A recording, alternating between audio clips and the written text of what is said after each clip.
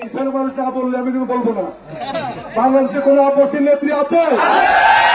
দুই হাত তুলে তালি দিয়ে বলতে হবে কোন নেত্রী আছে? করছে নেত্রী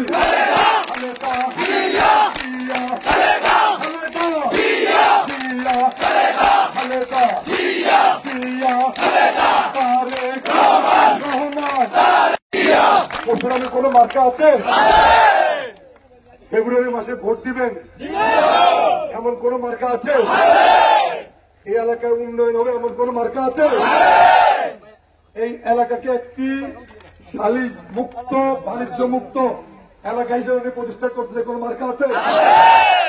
তাহলে পিছন থেকে সবাই আবার বলবেন কোন মার্কা আছে? ওই কোন সে মার্কা?